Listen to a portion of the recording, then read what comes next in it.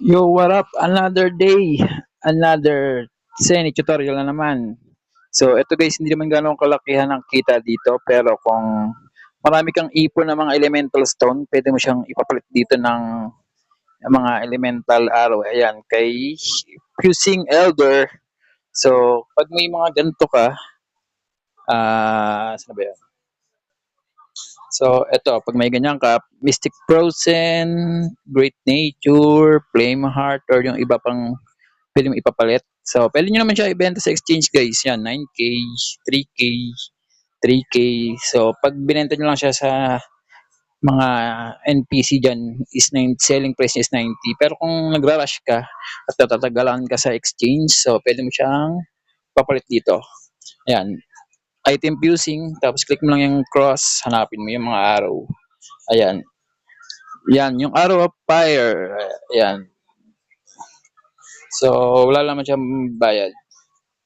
Ano yung arrow of fire ko? 23 lang. 23. 23. Tapos scrap. Magkakaroon ka ng 23,000. Tapos stone. Tayong 55. May sobra guys. Sobra. Ayan, scrap. Tapos kay crystal. Ito yung 200 plus. 200. Ayan guys. Yung arrow guys, piso isa lang yan. Pero kung matatagal lang kayong mag-antay kay sa exchange, pwede nyo nang gawin to. Kung marami ko naipong ganyan. Crap. Trick ko kay aeroplane yan. May recharge per pa ako. Sumobra na naman tayo. Yan. Then, syempre, pupunta na kayo dun sa bentahan, guys. Dito. Punta na kayo dito sa bentahan. Tapos, benta mo na lahat. Syempre, yan. Benta mo na lahat. Sell. Sell. Yan, dahil natin yan.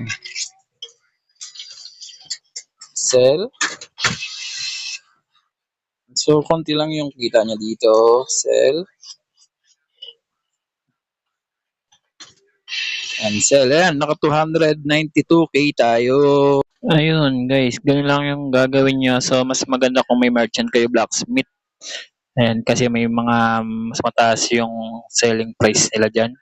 So, kung natuwa kayo sa video ko at nakatulong, ay pa-follow naman po ng page ko.